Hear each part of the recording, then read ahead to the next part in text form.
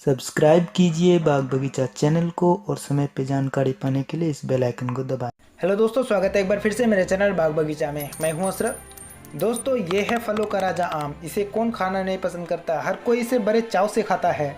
और इसके तरह तरह के पौधे अपने घर पे लाके, अपने बगीचे पे लाके लगाते हैं ताकि भविष्य में उससे ढेर सारे आम पा सके, ढेर सारे फल पा सके। लेकिन दोस्तों, कुछ लोगों के साथ ये भी परेशानी होता है कि जब वो कोई आम का पौधा नर्सरी से लेके आता है और लाने के बाद उसे अपने गार्डन पे लगाता है और 2-3 सालों तक उसके ऊपर काफ़ी ज़्यादा मेहनत करता है। मेहनत करने के बाद जब उसमें फल लगने लगता है तो वो बिल्कुल बेकार सा फल होता है, बिल्कुल जंगली सा फल होता है। मान लीजिए कि आपने नर्सरी वालों से कहा कि भैया हमको नंगरा आम का पौधा दीजिए, और नर्सरी वालों ने आपको एक पौधा पकड़ा दिया और कहा कि ये लीजिए भैया, नंगरा आम का पौधा ये है, और आप उसे अपने गार्डन पे लाके, अपने बगीचे पे लाके उसे लगा दिए है और उसके ऊपर काफ़ी ज़्यादा मेहनत किया। और मेहनत करने के बाद जब उसमें फल लगने लगता है तो बिल्कुल बेकार सा, जंगली सा होता है। तो ऐसा अक्सर आपके साथ हुआ होगा। तो इसलिए दोस्तों, आज इस वीडियो में मैं एक ऐसा तरीका बताऊंगा जिससे आप अपने घर पे मौजूद सामानों से और घर बैठे बैठे मनचाहे आम के पौधे को तैयार कर सकते हैं, वो भी बिल्कुल मुफ्त में। बस आपको इस वीडियो को शुरू से लेकर अंत तक देखना होगा और थोड़ी सी मेहनत करनी होगी। बस इतने में आपका एक आम का पौधा तैयार हो जाएगा, मनचाहा आम का पौधा तैयार हो जाएगा। तो दोस्तों, आप इस वीडियो के साथ बने रहिए, क्योंकि मैं इस वीडियो में बताने वाला हूँ कि आम के पौधे को हम किस तरह से घर पर तैयार कर सकते हैं।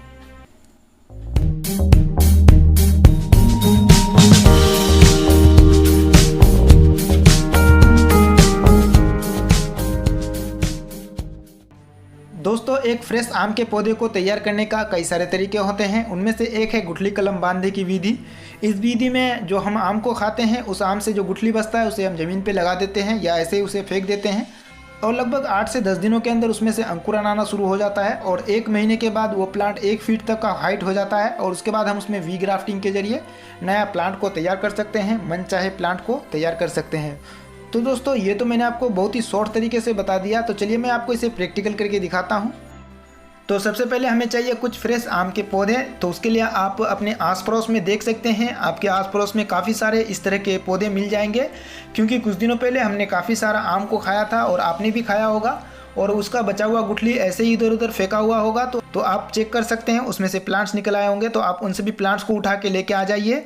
तो मैं भी इसे निकाल लिया हूँ, आप यहाँ पे देख सकते हैं। लेकिन आपको एक चीज़ ध्यान रखना है कि प्लांट्स को निकालते समय उसका गुठली प्लांट से टूटना नहीं चाहिए, क्योंकि जब प्लांट्स में गुठली लगा हुआ रहता है तो वो रूट से खाना नहीं लेते हैं, वो अपने गुठली से ही खाना को लेते हैं। हाँ, अगर इसके 1-2 रूट्स टूट भी जाते हैं तो कोई दिक्कत की बात नहीं है, लेकिन इसका गुठली टूटना नहीं चाहिए। बस आपको इतना ध्यान रखना है। और उसके बाद दोस्तों, आपको जिस भी वैरायटी के आम के पौधे को तैयार करना है, उस वैरायटी वाले मदर प्लांट से कुछ हरे रंग के स्टेम को लेके आ जाइए। आप यहाँ पे देख सकते हैं, कुछ इस तरह का स्टेम को लाना है, और इसके बाद इसमें जितने भी सारे पत्ते लगे हुए हैं उन सभी को हटा देना है। ये काम आप मदर प्लांट पे लगे हुए ब्रांच में भी कर सकते हैं। मतलब कि 2-3 दिन पहले आप इसके पत्तों को हटा दीजिए और उसके बाद 2 दिन के बाद आप इसके स्टेम को काट के लेके आइए मदर प्लांट से। तो ऐसा करने से आपके प्लांट्स का ग्रो होने का चांसेस बढ़ जाएगा, वरना आप अभी भी इसके पत्तों को हटा सकते हैं। तो चलिए मैं इसके पत्तों को हटा देता हूं और उसके बाद देखते हैं कि आगे करना क्या है। तो दोस्तों, कुछ इस तरह से इसके पत्तों को हटा देना है, और इसको अच्छी तरह से हटाने के बाद अब हमें चाहिए ग्राफ्टिंग टेप। दोस्तों, आम के पौधों को ग्राफ्ट करने के लिए स्पेशली ग्राफ्टिंग टेप होता है, जो कि गार्डनर लोग रखते हैं, या तो फिर जो इसका व्यवसायिक होते हैं, जो कि इसका बिजनेस करते हैं, उन लोगों के पास ग्राफ्टिंग टेप होता है। तो जैसा कि मैंने पहले ही आपको बता दिया कि आज हम इसे 0 रुपये में, यानी कि फ्री में इसे तैयार करके देखेंगे कि किस तरह से हम तैयार कर सकते हैं। तो उसके लिए आप यहाँ पे ले सकते हैं सेलो टेप। अगर आपके पास सेलो टेप नहीं है तो कोई दिक्कत की बात नहीं है। आपके घर में इस तरह का पॉलीथीन तो ज़रूर होगा, इस तरह का पन्नी तो ज़रूर होगा, जो ड्रेसेस के साथ आते हैं, जो कपड़ों के साथ पन्नी आते हैं, आप उन्हें भी ले सकते हैं। ग्राफ्टिंग टेप की तरह यूज़ कर सकते हैं। ग्राफ्टिंग टेप में और इसमें किसी भी तरह का कोई फ़र्क नहीं होता है, बस ग्राफ्टिंग टेप स्पेशली ग्राफ्टिंग के लिए बनता है, लेकिन हम इसे भी यूज़ कर सकते हैं ग्राफ्टिंग टेप के तौर पे। तो उसके लिए हमें इसे छोटे छोटे टुकड़ों में काट लेना है। तो सबसे पहले हम इसे रोल कर लेंगे। इसको अच्छी तरह से रोल करने के बाद अब हम इसे छोटे छोटे पीसेस में काट लेंगे। लगभग 1/2 इंच का चौड़ाई रखना है और बाकी लंबाई 1 फीट तक का चलेगा। आप अपने सुविधा के अनुसार इसका लंबाई को रख सकते हैं। तो आप देख सकते हैं, कुछ इस तरह का आपको टेप बना लेना है। बिल्कुल ग्राफ्टिंग टेप की तरह ये दिखता है और सेम उसी तरह से ये काम भी करेगा। और उसके बाद हमें चाहिए एक शार्प नाइफ़ की जगह पे आप रेजर ब्लेड को यूज़ कर सकते हैं, क्योंकि ब्लेड बहुत ही ज़्यादा शार्प होता है, बहुत ही ज़्यादा क्लीन होता है। तो इसलिए आप ब्लेड को यूज़ कर सकते हैं। मैं भी यहाँ पे ब्लेड को लिया हूँ। तो चलिए अब हम इसे ग्राफ्ट करते हैं। तो उसके लिए हम ले लेंगे एक स्टैम्प जो कि हमारा मनचाहा स्टैम्प होगा और एक प्लांट। दोस्तों आपको यहाँ पे एक चीज़ ध्यान देना है कि प्लांट का मोटाई जितना हो उतना ही मोटाई का स्टैम्प लीजिए। अगर स्टैम्प ज़्यादा मोटा हो जाएगा और प्लांट पतला हो जाएगा तो आपका जो कलम है वो तैयार नहीं हो पाएगा। तो इसलिए आप इस चीज़ का बिल्कुल ध्यान रखिए। और उसके बाद जो हमारा मेन प्लांट है उसको गुठली से 4 से 5 इंच ऊपर में काट देंगे और उसके ऊपर के हिस्से को काट के फेंक देंगे। और उसके बाद हमारा जो मदर प्लांट का स्टैम्प है उसको हम वी के शेप में काटेंगे।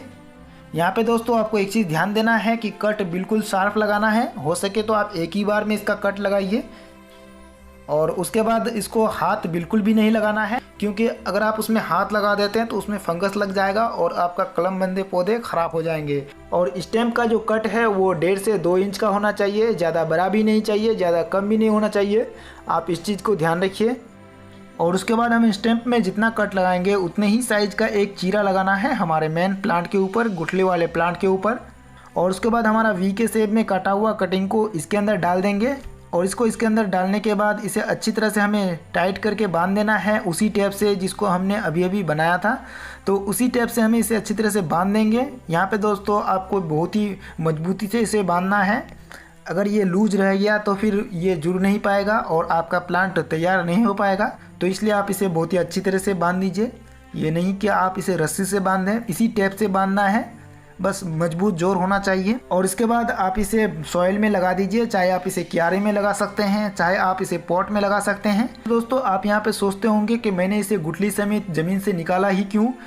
हम चाहे तो ये काम ज़मीन में लगे प्लांट में भी कर सकते हैं। तो आपका सोच बिल्कुल सही है, लेकिन दोस्तों अगर एक प्लांट ज़मीन पे एक जगह पे लगा हुआ रहेगा तो उसमें काफ़ी ज़्यादा रूट्स निकल आएंगे, लेकिन काफ़ी समय के बाद जब आप इसे निकालेंगे तो ये नहीं निकलेगा, इसके काफ़ी ज़्यादा रूट्स टूट जाएंगे और उसके बाद ये मर सकता है। तो चलिए दोस्तों हम इसे पॉट में लगा देते हैं। तो पॉट में लगाने के लिए ज़्यादा कुछ नहीं चाहिए सॉइल में, बस आप थोड़ा सा कंपोस्ट डाल दीजिए और उसमें जो गार्डन सॉइल है उसको डाल देना है। तो मैंने यहाँ पे पहले से ही सॉइल तैयार करके रखा हूँ, लगभग 20% से ज़्यादा उसमें कंपोस्ट है और बाकी कुछ भी नहीं है, बाकी गार्डन सॉइल है।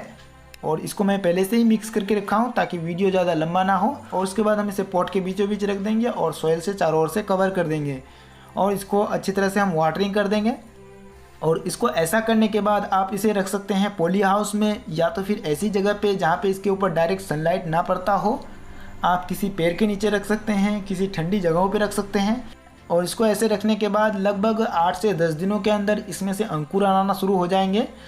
तो यहाँ पे आप देख सकते हैं दोस्तों लगभग 10 दिन बीत चुके हैं और आप देख सकते हैं इसमें काफ़ी अच्छे हेल्दी नए छोटे नन्हे से पत्ते निकल रहे हैं। तो आप यहाँ पे देख सकते हैं कि इस पौधे ने बिल्कुल अपना ग्रोथ शुरू कर दिया है। अब ये मरने वाला नहीं है, अब इसको कोई रोकने वाला नहीं है। बस आपको यहाँ पे एक चीज़ ध्यान रखना है कि ओवर वाटरिंग नहीं करना है, इसमें अभी कंपोस्ट बिल्कुल भी नहीं डालना है और इसको फंगस से बचाए रखना है। बस आपको इन तीनों चीज़ों से इसे बचा के रखना है। और उसके बाद लगभग 1 से 1.5 महीने के बाद आप इसे रिपोर्ट करके बड़े पॉट में शिफ्ट कर दीजिए। लेकिन इसके जो ग्राफ्टिंग टेप है उसको हटाना नहीं है जब तक कि ये पूरी तरह से सेट नहीं हो जाए। लगभग 2 से 3 महीनों के बाद आप इसके ग्राफ्टिंग टेप को हटा सकते हैं। तो दोस्तों कुछ इस तरह से आप कलमबंदी पौधे को तैयार कर सकते हैं घर में, बिल्कुल फ्री में, बिल्कुल मुफ्त में, वो भी बहुत ही आसानी से। तो उम्मीद है दोस्तों कि आपको ये वीडियो पसंद आया होगा। वीडियो अगर पसंद आए तो इसे लाइक कर दीजिए, दोस्तों के साथ इस वीडियो को ज़रूर शेयर कीजिए। और अगर आपने अभी तक मेरे चैनल को सब्सक्राइब नहीं किया है तो प्लीज़ मेरे चैनल को सब्सक्राइब कर लीजिए। और इसके अलावा आप मेरे फेसबुक पेज को भी ज्वाइन कर सकते हैं जो कि बाग बगीचा के नाम से है। तो फिर मैं मिलता हूँ नेक्स्ट वीडियो में किसी नए टॉपिक के साथ, तब तक के लिए जय हिंद।